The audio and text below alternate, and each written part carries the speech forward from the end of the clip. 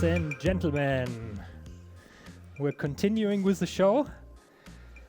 We're staying in Brazil when it comes to the speaker nationality, but we're moving again from sustainability to a digitalization presentation.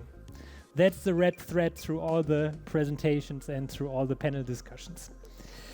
How do you manage a supply chain that spans more than 800 raw material suppliers, 70 production plants, more than 10,000 customers worldwide?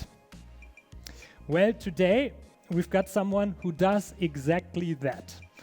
I'm very excited to welcome Ricardo Dominguez, Head of Global Digitalization at RHI Magnesita.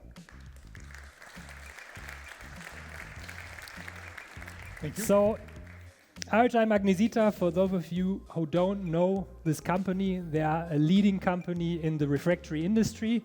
If you're producing steel, copper, aluminium, pretty sure that you are buying some product of RHI Magnesita somewhere in the process to shield the materials from heat. You know, I like LinkedIn, and I've checked what Ricardo has on his LinkedIn profile. So Ricardo's motto is, for us, nothing is too hot to handle. So let's turn up the heat and fire it up for Ricardo. All right, thank you. Stefan, thank you for the kind words. So not only I'm nervous, but I'm also feeling quite important. So thank you for that. Well, guys, digitalization, machine learning, AI. Can anybody think about any other buzzword? Anyone? What about digital twin or digital transformation? Big data. These are buzzwords, but I'm very happy to be here because here I can find some other companies that are trying to cut through the noise of these buzzwords and trying to make these concepts come to life. And that's what we are also trying to do at RHI Magnesita. And I am Ricardo. I am a supply chain guy. I am not built to do this. But I've been playing this game for 15 years, and my job title is Head of Digitalization and Product Governance. So even my job title has buzzwords on it. I can't escape them, and I believe that you cannot either. This is the moment in this presentation where I throw some numbers at you. But I'm not going to do that. Can anybody guess why I'm not going to do that? Because you're going to forget in 3 minutes. So instead, I am going to talk about our journey towards digital transformation. And I want to start with a small icebreaker. And I want everyone to join. Look around you. Look at this room, look at this building. Do it. Imagine this building without steel, or without concrete, or without glass, or cement. Maybe niobium, right, Christian? These are things we make. These are real materials that are coming from real raw materials. And yes, our industry faces real challenges, right?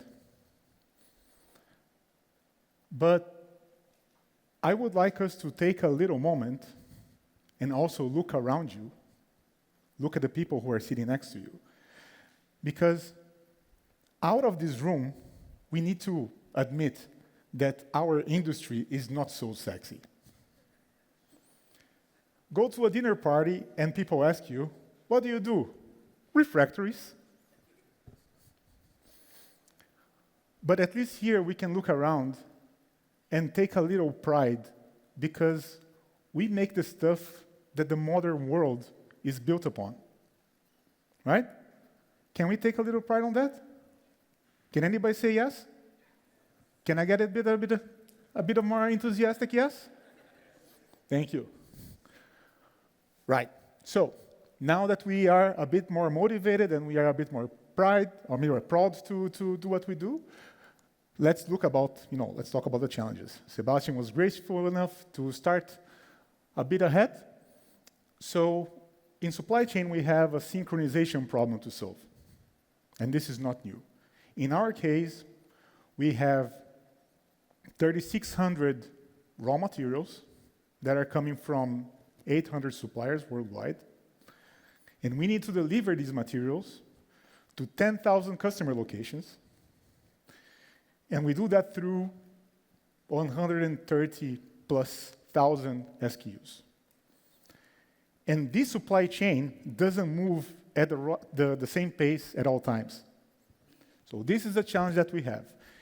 Fortunately, we are fortunate because somebody invented supply chain, and if you open a textbook, you're going to find this triangle.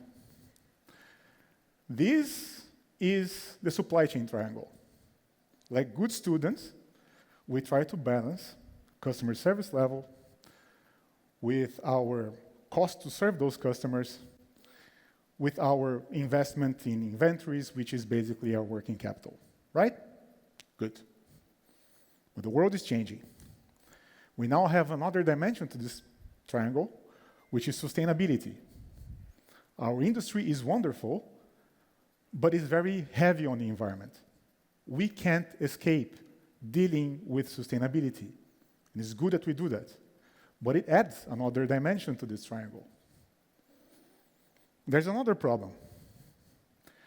Somebody forgot to read the textbook. The world forgot to read the textbook. And now, crises that was happening maybe once every 10 years are happening once in every quarter. Crises are not only coming from outside, they are also coming from inside our companies too. I'll give you an example that is a bit more closer to home.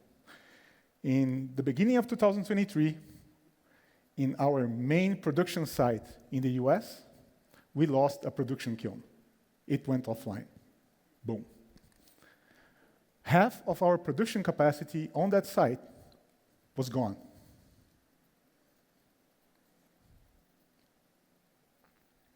Which customer sales orders were impacted? How do we prioritize them? We like to think that we did our best, and I think that we did. But to this day, if you ask a regional supply planner in North America which customer sales orders were impacted, they would not be able to tell you. The models that we relied on are not enough anymore. That's what I'm trying to tell you with this slide.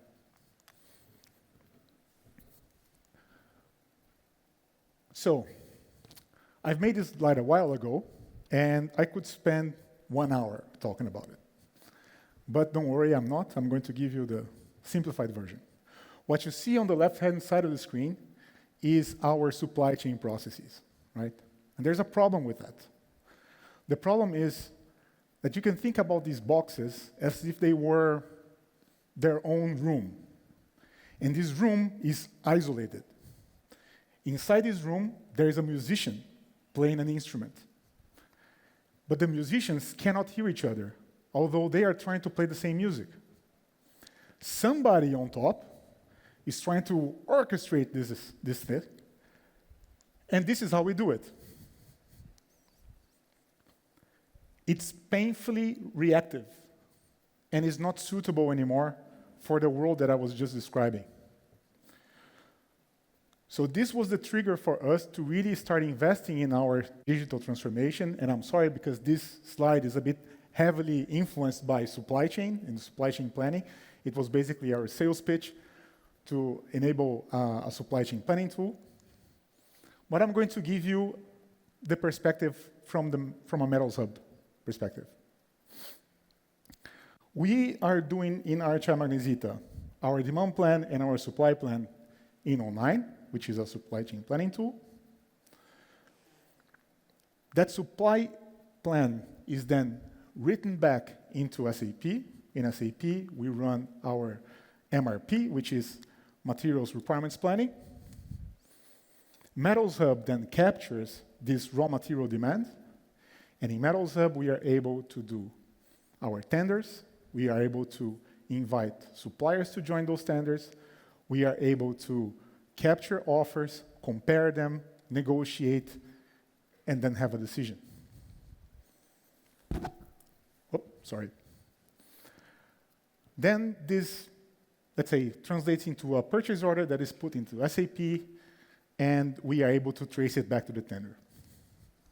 Pretty simple. Is everything connected? No. Do we have all our tenders running through Metalshub already? No. But we are getting there. And we have an ambition to connect everything, right? But I'm going to talk to you about this a bit later, but our main lessons, right, is that doing the simple stuff delivers a lot of value. Just think about that. Another way for us to think about our supply chain and how the tools are clicking together is just let's say, a different visual. Yeah, we have the CRM. The CRM, we are managing our sales funnels. That's also a demand plan input, of course, because we are capturing our customer opportunities there. We have a CPQ tool. There is a universal quoting and pricing tool. So right now in our company, this is not a standardized process. We have, of course, in 09, we are doing our demand plan and supply plan, like I told you before, but we are also doing order promising. 09 also captures our digital twin, buzzword. This digital twin has all our capacities and constraints, and basically this map is drawn there.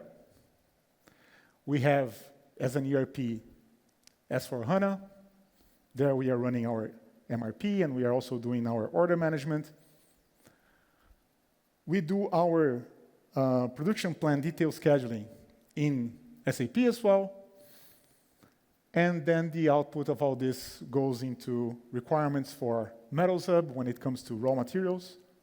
Our ambition is to do all our raw materials procurement through Metalshub, but we also have SAP Ariba for everything that is not raw materials. And of course, we have our own mines. Oh, wait a second. So when I'm talking about all this, is that we are not yet we're not yet there. When I was a kid and I was traveling with my parents, and we were in a hideaway, I was always asking this question, are we there yet? Are we there yet? You guys can relate? Yeah, so we are not there yet. We are in a journey. And in this journey, we are learning stuff. And I'm very happy to come to this conference because maybe you are also in a similar journey. And I thought it would be useful to share a few of the lessons that we have learned along the way. The first lesson is change management. Buzzword. So we learned that it's impossible for you or for your tool or for your program to have adoption if people don't really understand how the roles are changing. They don't understand what is the added value that the tool is creating, and there's not like a strong communication behind it. That's the first lesson learned. The second lesson that we have learned here is that it was really important that our executive management team at RHI Magnesita, they combined deliveries of these projects into our financial incentive program. It was really, really powerful because it puts everybody of the company, backing up those programs. That's very important. Last but not least, on change management, you have to honor the past. When we are doing such a digital transformation project, we are there to change how things are done. And we need to change what was there. And what was there was made because there was a context, there was constraints. And the people who made those decisions in the past, well, they are still there sometimes. and you need them to join you, right? They need to be included. You cannot stand in front of them and tell them that what they have done is shit, right? Honor the past. Then the second point is technology. We were very fortunate because we invested in a data platform layer that makes it very easy for us to connect all those digital tools. Without that, it will be extremely difficult to build interfaces between all the digital projects. Another important aspect is that to have a crawl, walk, run, fly approach. That's because every time that we put a lot of money into something, we want to fly. And we want to fly. But people need to understand that there is a lot of value that you can unlock by just doing the basics. Doing the basics with state-of-the-art technology, but doing the basics. This delivers most of your return of investment in such tools. Agile in DevOps. Anybody here knows or works in an agile context? You do. You do. Before agile, I thought ceremonies were a marriage, right? So it was very important for us to use those two things together because, for example, DevOps is helpful for us to have discussions, decisions, bugs, user stories, what have you, everything on the open, right? So we are doing our UATs, we are tracking bugs, we are all using that platform, and it makes a world of a difference. I cannot recommend it enough, although this is not a Microsoft sales pitch. Yeah, it's scary in the beginning, pays off later, and it has a lot of dashboards and stuff. So this type of technology exists, and they can help you in your digital transformation. And then we are talking about digital products, and this is something that is new to our industry. I think it is. Before, we used to think that the go live was the finish line. It's not. These are all cloud-based tools. They are not so much, customizable, thank God, but they are configurable, and the products keep evolving. You have to be able to translate those evolutions into your organization. You have to foster a strong community of super users, of key users, so that people are able to, use and leverage the value that the development teams in companies such as Metalshub is trying to provide. So this is it. This is the end of my presentation, and I really, really hope that this was useful for you. Thank you.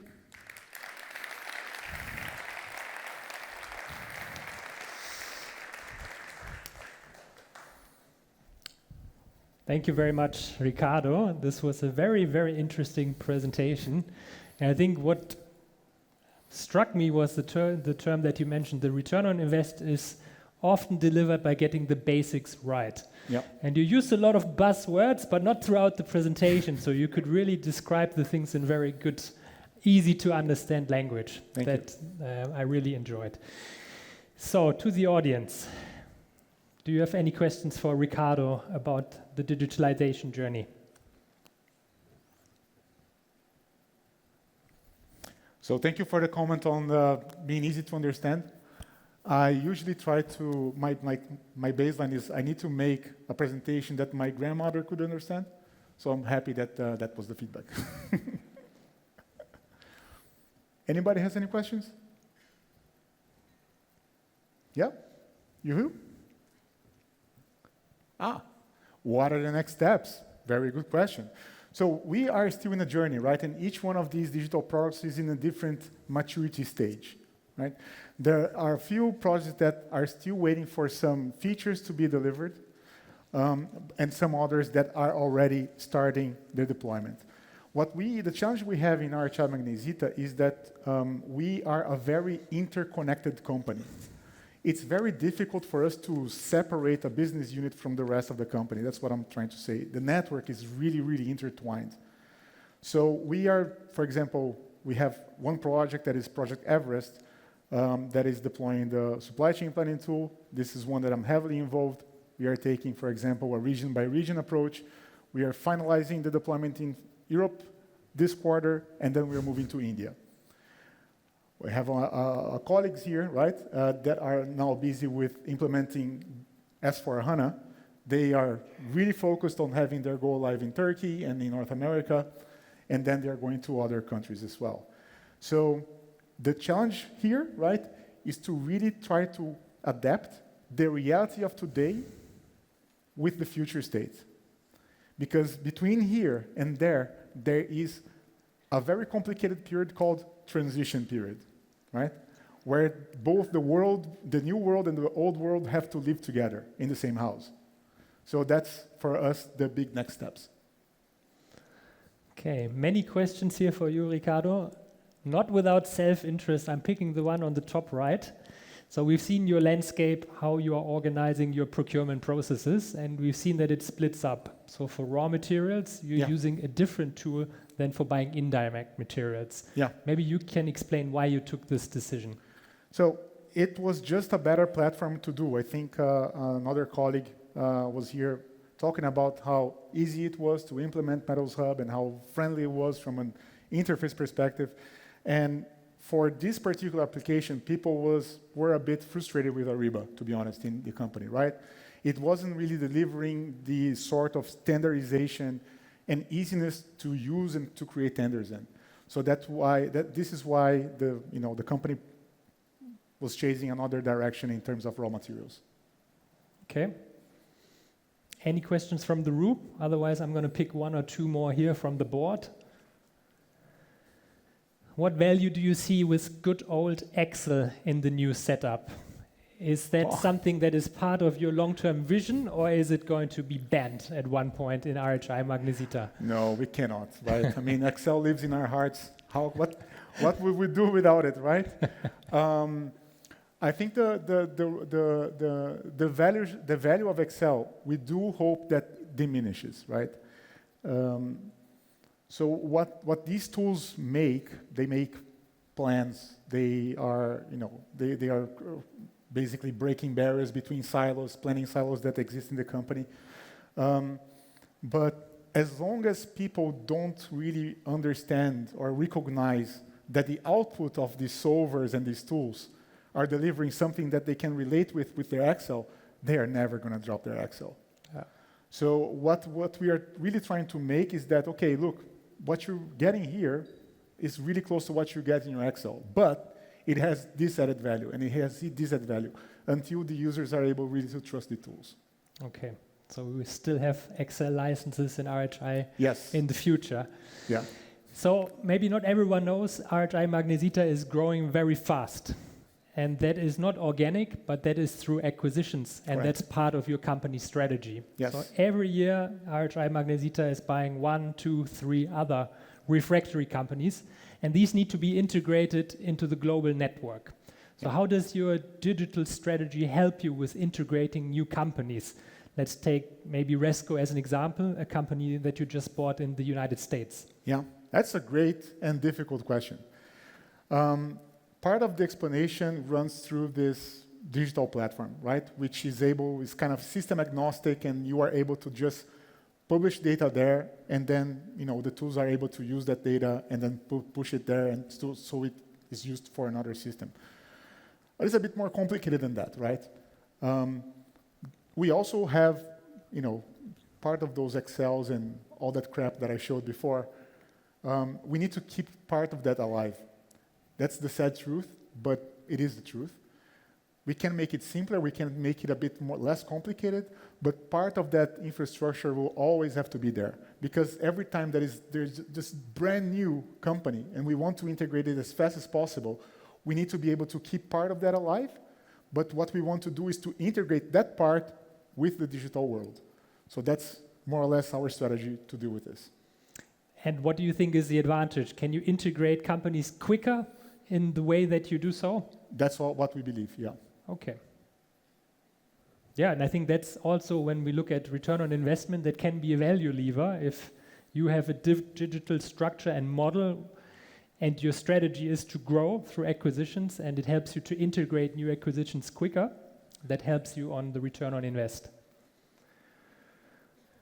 Good. Do you have time for one more question?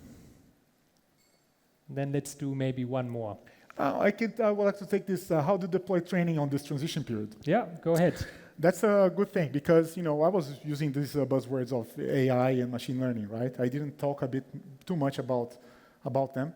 But one cool way that we are using AI, is specifically Gen AI, is to create training videos. It's so difficult. Have you ever tried to create a training video, like filming yourself through a presentation and have to click here and click there? It's a nightmare. I'm not sure if you ever tried this, but like you do this once, you never want to do it again, right? So there are some tools in the market that you are able to write a script, and then there's a human avatar that is able to read through your script and have like PowerPoint's presentation behind. We are using this to do trainings and immediately translate them into all the languages that we operate. So this is pretty powerful. Fantastic. Looking around the room, I think most of the questions have been answered. Ricardo, thank you very much for your presentation. Thank you. It's been very interesting and a small gift from Metalshub. Thank you so much.